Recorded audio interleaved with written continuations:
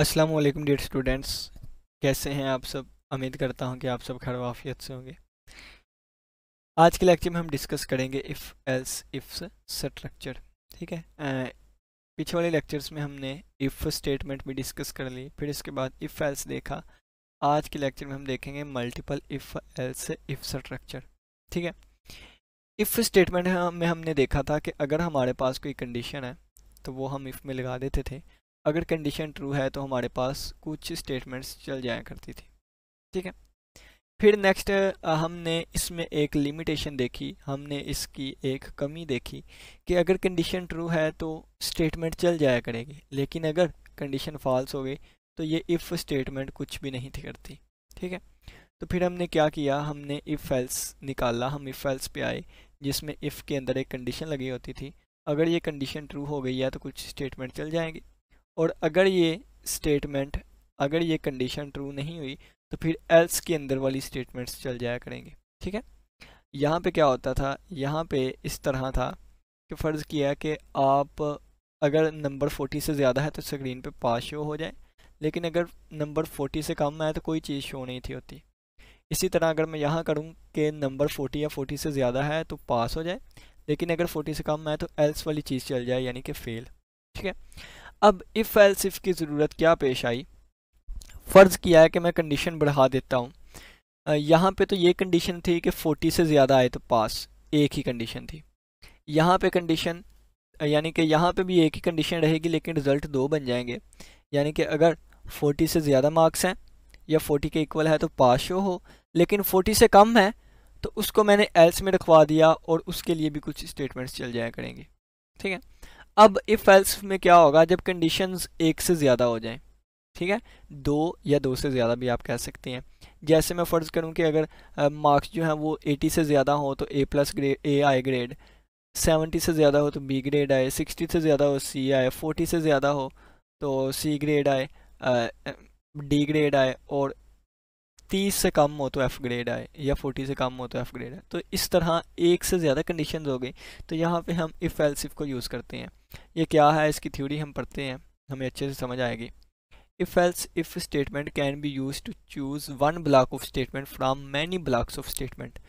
बहुत से block of statement में से एक ब्लॉक ऑफ स्टेटमेंट को चूज करती है। ठीक है, चूज करने के लिए यूज होती है।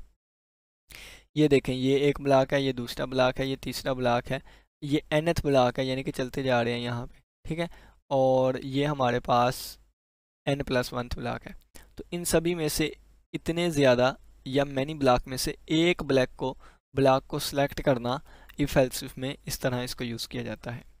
It is used when there are many options and only one block of statement should be executed on the basis of a condition. उन्होंने कहा है कि ये इफ एल्स इफ वहाँ पे इस्तेमाल होती है जहाँ पे बहुत से ब्लॉक हों, लेकिन कंडीशन की बेसिक पे हमने सिर्फ और सिर्फ एक ब्लॉक को ही चलाना हो। सिंटैक्स पढ़ लेते हैं। तो इफ़ के आगे कंडीशन आएगी और ये ब्लॉक नंबर 1 है, इसमें जितनी मर्जी स्टेटमेंट लिख दें। फिर एल्स इफ़ लिखेंगे, फिर एल्स इफ़ लिखेंगे। आप देखें कि जो भी हम कंडीशन लगा रहे हैं उसके एंड पे सेमीकोलन नहीं आ रहा। ठीक है। तो ये हमारे पास आ गया इस तरह। तो ये फिर सेकंड ब्लॉक आ जाएगा, इस तरह ये तीसरी कंडीशन, इसका ब्लॉक, और सो ऑन चलता जाएगा। एंड पे हम एल्स लिखेंगे, यानी कि अगर कोई भी कंडीशन ट्रू ना हो फिर एल्स वाली चीज़ चला करेगी। ठीक है। इसी चीज़ को मैं सिंपल यहाँ पे लिख देता हूँ। देखें कि इफ़ के आगे मैं यहाँ पे सी लिख देता हूँ, यानी कि ये कंडीशन होगी। अगर कंडीशन ट्रू है तो इसके आगे वाली स्टेटमेंट चल जाया करेगी। ठीक है। तो मैंने ये नीचे वाली लाइन को आगे ही लिख दिया और करली ब्रैकेट्स को ख़त्म करके एक स्टेटमेंट लिख दिया। फिर मैं दूसरी लगाऊंगा तो एल्स इफ में, और इसकी ब्रैकेट में लिखूंगा कंडीशन, और अगर ये कंडीशन ट्रू हुई तो ये वाली स्टेटमेंट चल जाया करेगी। फिर एल्स इफ लगाऊंगा। ठीक है। एल्स इफ अगेन लगा दिया मैंने, और यहाँ ब्रैकेट में दोबारा कंडीशन लगाऊंगा। अगर ये कंडीशन ठीक हुई तो ये ब्लॉक चल जाया करेगा, और सो ऑन ये चीज़ चलती जाएगी। एट द एंड में एल्स लगा दूंगा। ठीक है। एल्स के आगे यहाँ पे स्टेटमेंट आया करेंगे। अब देखें, अब ऐसा पॉसिबल नहीं है कि दो ब्लॉक्स एग्जीक्यूट हो जाए। ठीक है। ऐसा कभी, पहली कंडीशन चेक करेगा, अगर ये कंडीशन ठीक है तो ये वाली चला देगा स्टेटमेंट, अगर नहीं तो इसको स्किप कर देगा। नेक्स्ट पे आ जाएगा, अगर ये कंडीशन ठीक है तो इसको चला देगा, अगर ये कंडीशन ठीक नहीं है तो इसको भी इग्नोर कर देगा। नेक्स्ट आ जाएगा इस पे, अगर ये कंडीशन ठीक है तो इसको चला देगा, बाकी सारे स्किप हो जाएंगे। ठीक है। जब कोई कंडीशन ट्रू हो जाएगी तो उसको चला के बाकी सारे स्किप कर देगा। लेकिन अगर सारी फॉल्स हो जाती हैं, ये भी फॉल्स, ये भी फॉल्स, ये भी फॉल्स, फिर एल्स वाली लाजमी चल जाया करेगी। ठीक है, तो ये इस तरह काम करती है। अब इसकी हम थ्योरी पढ़ लेते हैं ताकि हमें अच्छे तरीके से समझ आ सके। ठीक है, ये लिखा गया है कि working of else if else, if else if. ठीक है, द टेस्ट कंडीशंस, जो कि कंडीशन टेस्ट होती हैं, चेक होती हैं in if else statement, if else statement with multiple alternatives are executed in a sequence until a true condition is reached. कहते हैं कि ये उस वक्त तक चलती जाती है जब तक कि एक ट्रू कंडीशन तक ना पहुंच जाए। If a condition is true, अगर एक कंडीशन ट्रू हो गई है, the block of statements following the condition executed. ठीक है, अभी मैंने आपको एग्जांपल दी कि अगर यहाँ पे इफ़ कंडीशन और फिर इसकी स्टेटमेंट्स, ठीक है, और यहाँ पे एल्स इफ और इसकी कंडीशन ब्रैकेट में आएगी और इसके आगे स्टेटमेंट्स, और फिर एल्स इफ और इसके अंदर और ये, और सो ऑन चलता गया, कहाँ तक गया, एल्स तक गया, एल्स और इसके आगे स्टेटमेंट। ठीक है, तो क्या कहता है वो हमें कह रहा है कि if a condition is true, फ़र्ज़ किया कि ये भी गलत हो गई, ये भी गलत हो गई, ये वाली कंडीशन ट्रू हो गई, तो ये condition, if a condition is true, the block of statements following the condition is executed. तो इस ब्लॉक, इसका जो ब्लॉक होगा ना ये वाला, तो इसको यानी कि कर्ली ब्रैकेट लगा दें तो ब्लॉक बन जाएगा। ठीक है, तो फिर इसको एग्जीक्यूट किया जाएगा और बाकी सभी को स्किप कर दिया जाएगा। लेकिन अगर कंडीशन फॉल्स हो गई है तो फिर ये नेक्स्ट ब्लॉक पे चला जाएगा। ठीक है, अगर ये भी फॉल्स हुई फिर नेक्स्ट ब्लॉक पे, ये प्रोसीजर चलता जाएगा। The statement after the last else are executed if all conditions are false. उन्होंने कहा है कि अगर हमने 10 कंडीशंस लगाई हैं, 10 की 10 फॉल्स हो गई हैं, तो फिर एल्स वाली चीज़ तो लाजमी चला करेगी। ठीक है, अगर सारी कंडीशंस जो हैं वो फॉल्स हो गई है तो फिर एल्स वाली चीज़ चला करेगी। तो अब हम प्रोग्राम देख लेते हैं। प्रोग्राम हमें अच्छे तरीके से समझ आएगी। तो प्रोग्राम 5.12 है, वो कहता है right a program that inputs, एक मिनट, हाँ यहाँ से राइट अ प्रोग्राम, एक ऐसा प्रोग्राम लिखिए डैट इनपुट टेस्ट स्कोर, जो कि टेस्ट स्कोर को इनपुट ले। तो इनपुट टेस्ट स्कोर लेना है तो हम कह देते हैं सी इन। ठीक है, और हम इसको अगर वेरिएबल को स्कोर का नाम दे दें तो हम कह देंगे सी इन स्कोर। ठीक है, इससे पहले हमें स्क्रीन पे एक मैसेज नज़र आना चाहिए कि मैंने क्या चीज़ एंटर करनी है। तो मैं सी आउट में लिख दूंगा क्या चीज़, एंटर मार्क्स। ठीक है, एंटर स्कोर, तो ये वाली मैंने लिख दी। तो अगर आप इस पे गौर करें तो ये लिखा हुआ है, ये दो स्टेटमेंट आ गए, सी आउट में लिख दिया एंटर योर टेस्ट स्कोर, और सी इन में हमने स्कोर में वैल्यू स्टोर करवा दी। अब ये स्कोर मैं वेरिएबल लेके चल रहा हूँ तो पहले मुझे वेरिएबल को डिक्लेयर भी करवाना पड़ेगा। ठीक हो गया, क्लियर स्क्रीन भी लगाते हैं, गेट सी एच भी लगाते हैं वो सारा।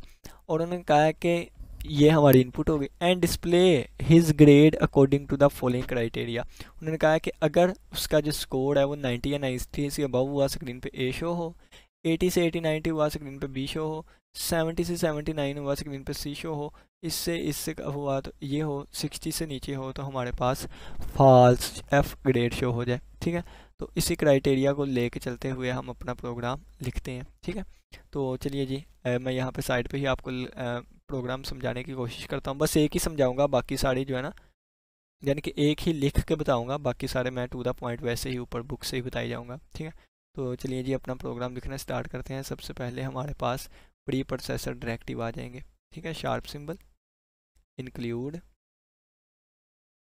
और इंक्लूड के आगे हमारे पास आ जाएगी आई ओ स्ट्रीम डॉट एच। ठीक है, आई ओ स्ट्रीम डॉट एच यानी कि इनपुट आउटपुट स्ट्रीम। ये हेडर फाइल हमने इसलिए लगाई है क्योंकि हम सी इन और सी आउट को यूज़ करेंगे। ठीक है, तो कलर चेंज कर लेते हैं, चलें अभी करते हैं। इसके बाद दोबारा यही चीज़ें लिखूंगा, ये आपने इसी तरह लिखना है, शार्प इंक्लूड, और इसके बाद हम कोनियो डॉट एच लगाएंगे यानी कि कंसोलिंग इनपुट आउटपुट, और ये वाली हेडर फाइल इंक्लूड करवाएंगे। क्यों? क्योंकि हमने गेट सी एच और क्लियर स्क्रीन यूज़ करना है। तो यहाँ पे हमारा वाइड मेन फंक्शन स्टार्ट हो जाएगा, वाइड मेन फंक्शन स्टार्ट हो जाएगा, और मेन फंक्शन स्टार्ट होने के बाद यहाँ कर्ली ब्रैकेट आ जाएगी, यहाँ पे हम क्लियर स्क्रीन लगा देंगे। ठीक है, CLR SCR। अब यहाँ से सबसे पहले हम क्या करेंगे, एक मैंने आपको बताया कि स्कोर हमने इनपुट लेने हैं, तो पहले इसको डिक्लेयर करवाऊंगा। तो मैं कह दूंगा इंट स्कोर को मैंने एस का नाम दे दिया। ठीक है, अब इसको इनपुट करवाना है तो मैं लिखूंगा सी इन एस, यानी कि एस में वैल्यू स्टोर हो जाए। लेकिन इससे पहले स्क्रीन पे नज़र आना चाहिए, क्या चीज़ नज़र आनी चाहिए कि एंटर स्कोर। ठीक है, एंटर स्कोर, ठीक है, तो ये ले जी। अब सी, अब क्या कहा गया है कि डिस्प्ले करवानी है, क्या ग्रेड को डिस्प्ले करवाना है अकॉर्डिंग टू फॉलोइंग क्राइटेरिया। अगर यह 90 से 90 या 90 से ज़्यादा मार्क्स है तो ए ग्रेड शो हो, तो हम लिखेंगे अगर जो है वो हमारे मार्क्स, यानी कि ये इसको ना कलर चेंज करके बताता हूँ क्योंकि आज ये वाली चीज़ हमने पढ़ी है, ठीक है। अब देखें, अगर जो है मार्क्स मेरे क्या, अगर मेरा जो स्कोर है वो 90 या 90 से अबव हो, 90 या 90 से अबव हो, तो स्क्रीन पे क्या शो हो, स्क्रीन पे शो हो जाए सी आउट, स्क्रीन पे शो हो जाए ग्रेड ए, ठीक है, ग्रेड ए। बस आपने इसी तरह सारा लिख देना है। अब अगर दोबारा एक और कंडीशन लगानी है तो इसके लिए एल्स इफ यूज़ करूँगा। अब नेक्स्ट सारे एल्स इफ यूज़ करूँगा, ठीक है। अगर ग्रेड जो है यानी कि एस जो है, अगर हमारे पास मार्क्स यानी कि स्कोर जो है वो 80 से 90 के दरमियान हो, तो ये हमारे पास आएगा ग्रेटर दैन इक्वल टू 80। अब आप कहेंगे कि यहाँ तो 80 से 89 लिखा हुआ है, तो यहाँ पे मैंने ग्रेटर दैन इक्वल टू 80 क्यों लिखा, तो ये कंसेप्ट मैं ना एंड पे जाके आपको समझाऊंगा। तो फिर यहाँ पे सी आउट लगा देंगे, यानी कि अब नीचे ही सी आउट लिख देता हूँ, ठीक है। तो फिर मैं यहाँ पे सी आउट लगा दूंगा। सी आउट क्या है कि ग्रेड जो है हमारा आएगा अब बी, ठीक है। तो मैं ग्रेड नहीं लिखता, अकेला बी लिखी जाऊँगा, यानी कि स्क्रीन पे अकेला बी शो हो, ठीक है। और फिर एल्स इफ में लगा दूंगा, अगर मेरे पास जो मेरा स्कोर है वो ग्रेटर दैन इक्वल टू हो 70 के, तो स्क्रीन पे क्या शो हो जाए, तो स्क्रीन पे हमारे पास शो हो जाए सी ग्रेड, तो सी हो जाएगा स्क्रीन पे शो, ठीक है। और एल्स इफ में दोबारा लगाएंगे हम कि अगर हमारे पास एस जो है वो ग्रेटर दैन किसके हो, ग्रेटर दैन इक्वल टू हो 60 के, तो ये चीज़ें इस तरह चलती जाएंगी, ठीक है, चलती जाएंगी। आगे वाला प्रोग्राम मैं यहाँ पर लिख देता हूँ, ठीक है। इसी तरह इफ़ एल्स इफ आएगा, इसी तरह एल्स इफ आएगा, एल्स इफ आएगा अगर हमारे पास एस जो है वो 60 या 60 से अबव हो, तो इसके लिए यहाँ ही पे लिख देता हूँ सी आउट, तो स्क्रीन पे डी ग्रेड आ जाएगा, तो ये आ गया डी, ठीक है। और यहाँ पे फिर एल्स इफ नहीं, यहाँ पे सिर्फ और सिर्फ एल्स आएगा, ठीक है। फिर यहाँ पे अकेला ही एल्स आएगा, ठीक है। और एल्स में कौन सी स्टेटमेंट आएगी, एल्स में आ जाएगी सी आउट एफ ग्रेड, ठीक है, एफ ग्रेड। अब देखिएगा यहाँ फिर गेट सी एच लगा दूंगा और फिर हमारा प्रोग्राम ख़त्म हो जाएगा। अब देखिएगा इस प्रोग्राम को समझिएगा, मैं आपको समझाने लगा। सबसे पहले यहाँ तक समझ आ गई। अब देखें, अगर 90 से ज़्यादा मार्क्स हैं तो ये वाली ठीक है, ये ठीक हो गया, बाकी सारा स्किप हो जाएगा, ठीक है। लेकिन फ़र्ज़ किया है कि वो 90 से ज़्यादा मार्क्स नहीं है, ठीक है। तो 90 से ज़्यादा मार्क्स नहीं है तो फिर ये वाली चीज़ नहीं चलेगी, इसके ऊपर मैंने लाइन लगा दी। फिर वो चेक करेगा क्या 80 से ज़्यादा है, तो 80 से 90 कितना, 80 से 90, तो 80 से ज़्यादा, 80 से ज़्यादा तो देखें तो 80 से ज़्यादा तो इन्फिनिट तक चलते जाते हैं। लेकिन देखें बच्चों, यहाँ पे गौर करिएगा, अगर 90 से ज़्यादा होते तो ये वाली स्टेटमेंट ना चल जाती, तो ये वाली स्टेटमेंट नहीं चली, तो इसका मतलब है मार्क्स 90 के बराबर भी नहीं है, 90 से ज़्यादा भी नहीं है, तो ऑटोमेटिकली 90 से कम होंगे। तो इसका मतलब है मार्क्स जो है वो 90 तक जाएंगे, यानी कि 90 के भी इक्वल नहीं आएंगे, क्यों, क्योंकि इक्वल होते तो ये वाली स्टेटमेंट चल जाती ना, तो 89 तक जाएगा, ठीक है, 80 से 89। अब ये देखें, अगर ये भी नहीं है तो ये कैंसिल हो गया। अब इस पे चलेंगे, अगर मार्क्स जो है वो 70 से ज़्यादा हो, 70 से ज़्यादा इन्फिनिटी तक जा सकते हैं, चलते जा सकते हैं। लेकिन अगर 80 से ज़्यादा होते तो ये वाली चल जाती, 90 से ज़्यादा होते ये चल जाती, लेकिन ये 90 से भी ज़्यादा नहीं है, 80 से भी ज़्यादा नहीं है। तो यहाँ पे क्या होगा, यहाँ पे वो मार्क्स चेक किए जाएंगे जो कि 70 से 79 तक होंगे, ठीक है। इसके लिए सी ग्रेड, इसके लिए डी ग्रेड। इसी तरह अगर कोई स्टेटमेंट ट्रू नहीं हुई तो यानी कि ज़ाहिर सी बात है फिर मार्क्स जो है वो 60 से कम ही होंगे, और अगर 60 से कम है वो एल्स में हमने लगा दिया, स्क्रीन पे एफ जो हो जाएगी एच सी एच, ये हमारा प्रोग्राम ख़त्म हो गया। फ्लो चार्ट खुद समझने की कोशिश करिएगा, ठीक है। तो इसने 74 इनपुट किया है तो हमारे पास डी ग्रेड आ गया, सी ग्रेड आ गया, ठीक है। यहाँ पे क्या किया गया है, अब प्रोग्राम मैं आपको समझाऊंगा ही थोड़ा सा। एक ऐसा प्रोग्राम लिखना है जो कि इलेक्ट्रिक बिल को कैलकुलेट करे, ठीक है, इलेक्ट्रिसिटी बिल को। The rates of electricity per unit are as follows. Per unit पे जो इलेक्ट्रिसिटी का रेट होगा वो ये होगा, इलेक्ट्रिसिटी यानी कि रेट हमें ये दिया गया है, इसको हमने यूज़ करते हुए इलेक्ट्रिसिटी बिल को कैलकुलेट करना है। उन्होंने कहा है कि अगर यूनिट जो है वो 300 से कम या इसके बराबर हो तो कॉस्ट हो 2, ठीक है।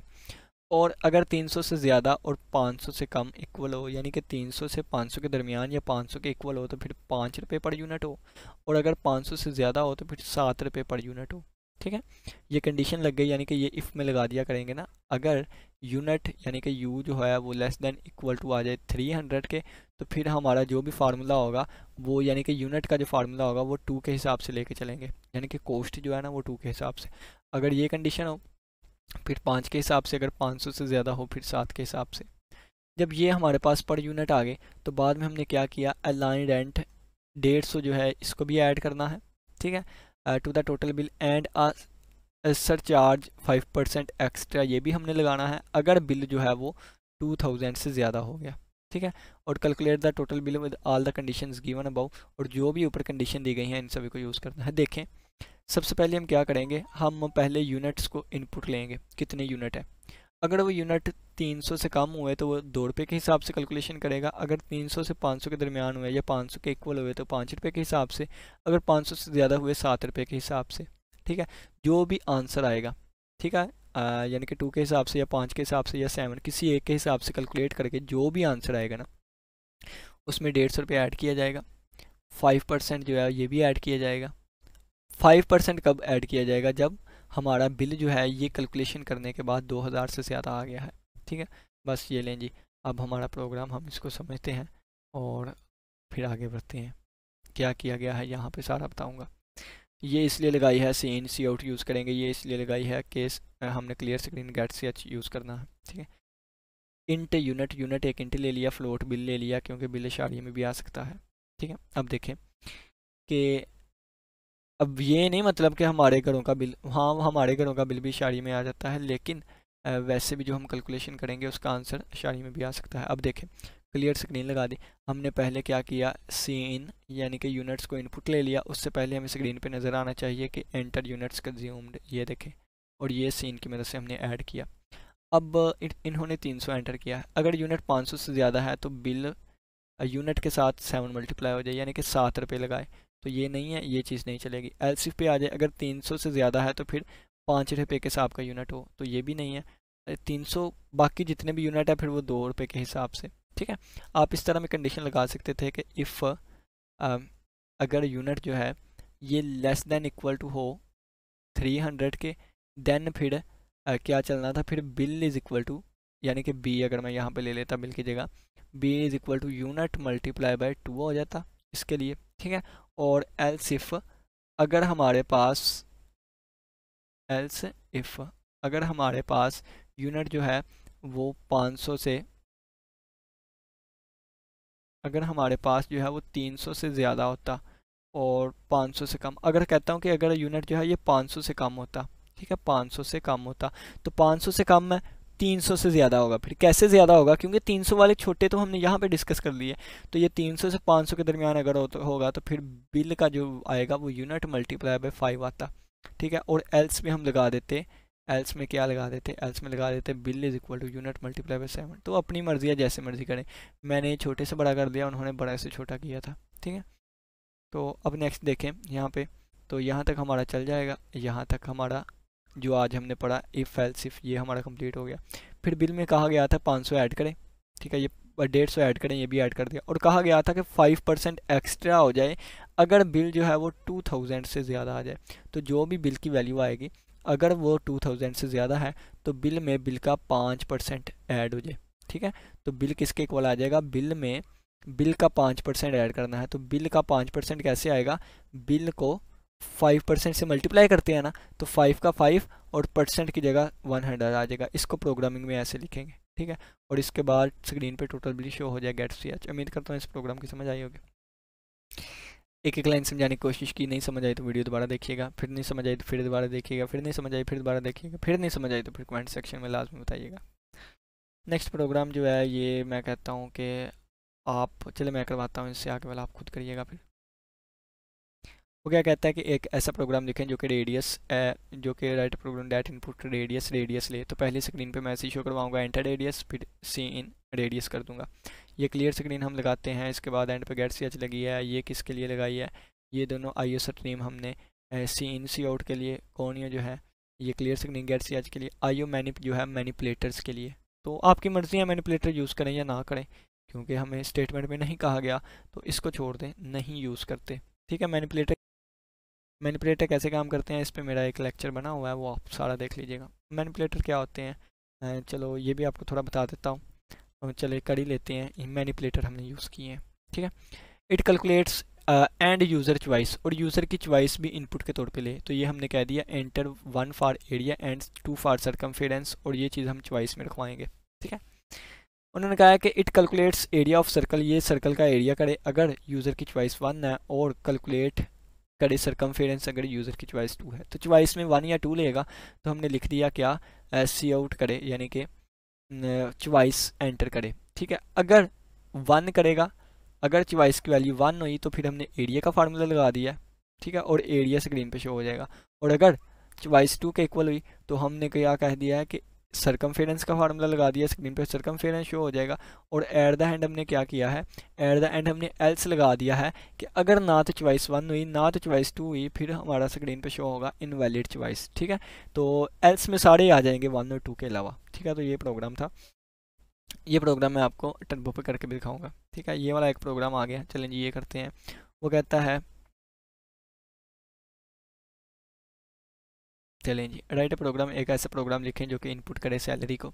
तो ये हमने पहले सी आउट में दिखा दिया कि इंटर सैलरी करें, सी इन में हमने सैलरी इनपुट कर दी, ये क्लियर स्क्रीन है, ये गेट सी एच है, और ये हमने लगाई है आई ओ स्ट्रीम सी इन और सी आउट के लिए, ये हमने गेट सी एच और क्लियर स्क्रीन के लिए। अब देखें, इफ़ द सैलरी इज़ 20,000 20,000 और मोर, अगर सैलरी 20,000 या इससे ज़्यादा हो तो इट डिडक्ट 7%, तो ये 7% सैलरी का काट ले। ठीक है, तो क्या करेगा, फ़र्ज़ किया कि ये है ना, तो मैं कहूँगा कि अगर हमारी जो सैलरी है वो ग्रेटर दैन इक्वल टू आ जाए किससे, 20,000 से अगर ज़्यादा या इसके इक्वल आ गई है, तो फिर क्या करे, वो जो हमारा आंसर आएगा ना, उसको नेट का आंसर, उसको नेट अमाउंट कहा गया है। तो फिर जो नेट आंसर आएगा या टोटल आंसर हमारे पास आएगा, वो सैलरी में से 7% काट ले। तो सैलरी में से सैलरी का 5%, तो 7%, तो सैलरी का 7% के लिए पहले 7% लिखूंगा, ये मैथ का फार्मूला। लेकिन इसको मैथ में करना, कंप्यूटर पे करना है, तो हम क्या करेंगे, इसको डिवाइडेड बाय क्या करेंगे, डिवाइडेड बाय 100। ठीक है, ये 7% को शो कर रहा है। ठीक है, और ये सैलरी का 7% हो गया, और ये सैलरी में से इतनी माइनस कर दी, क्यों, अगर कंडीशन जो है वो 20,000 से ज़्यादा हो।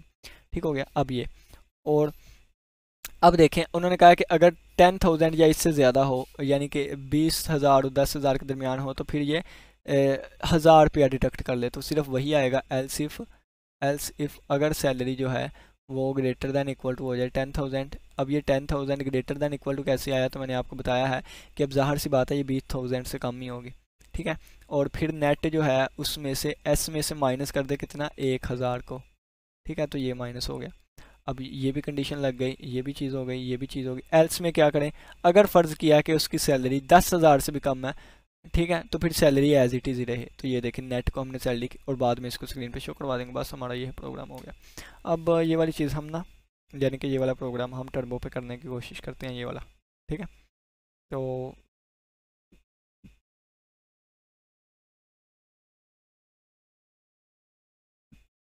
चलिए आइए,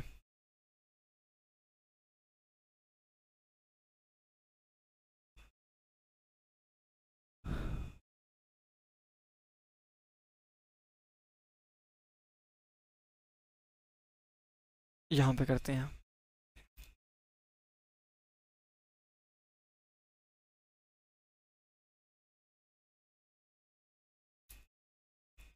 इसको ऐसे ही एक दफ़ा सेव कर लो।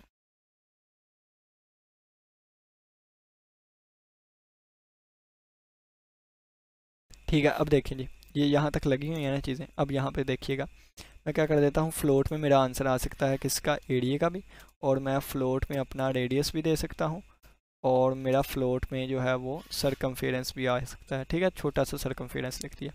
अब क्या करूँगा, इंट करूँगा चॉइस को। ठीक है, इंट किया कर दिया चॉइस को।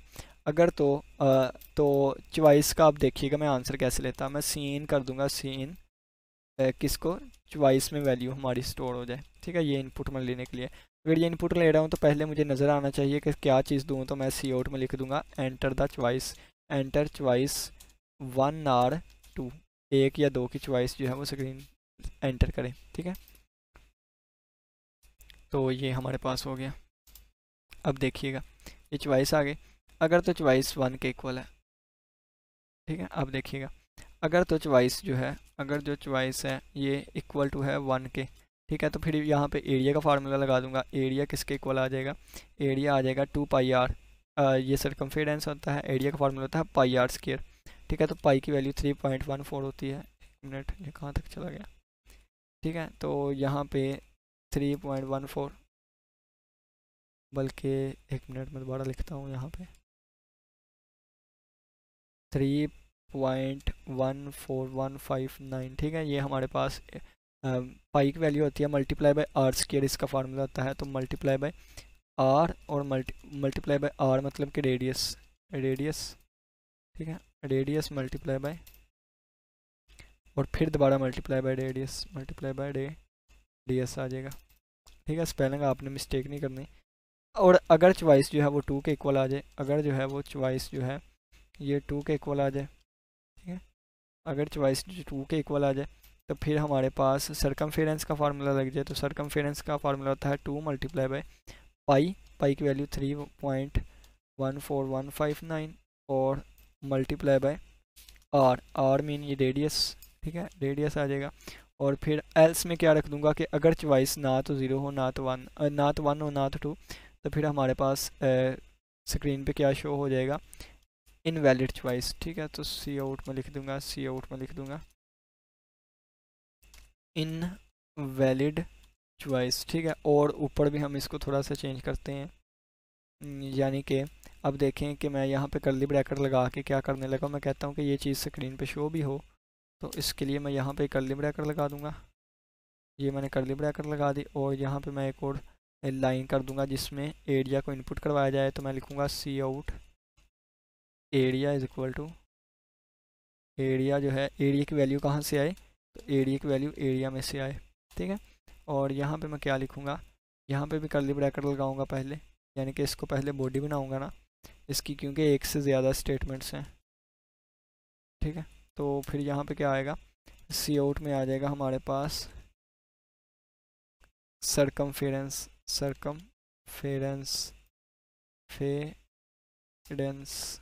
ठीक है, और इसका आंसर कहाँ से आएगा, सी आई आर में से आएगा।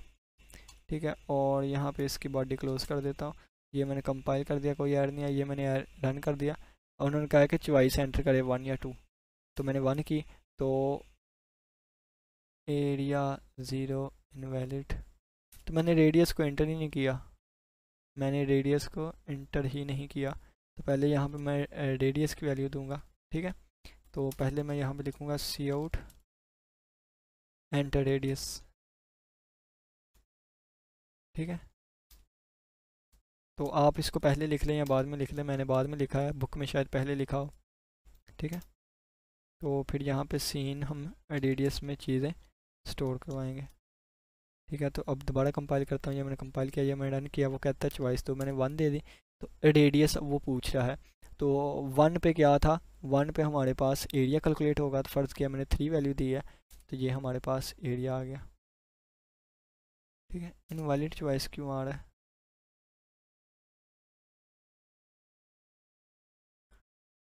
अगर चॉइस एलसिफ आएगा ना, यहाँ पे मैंने डबल इफ लगा दिया, एलसिफ आना था। ठीक है, अब ये देखें मैंने कंपाइल किया, ये मैंने रन किया, 1 दी, तो वो रेडियस पूछ रहा है, तो फ़र्ज़ किया मैंने ये रेडियस दे दिया, तो ये हमारे पास एरिया कैलकुलेट हो गया। अब दोबारा कंपाइल किया, ये दोबारा रन किया, अब मैं चॉइस 2 दूंगा, तो अब वो सरकमफेरेंस कैलकुलेट करेगा। ठीक है, ये सरकमफेरेंस, और दोबारा मैंने कंपाइल किया, अब मैंने रन किया, तो मैं कोई और चॉइस देता हूँ, फ़र्ज़ किया 54 दे दी, ये ना तो 1 है, ये ना तो 2 है, तो फिर एंटर रेडियस दोबारा पूछेगा।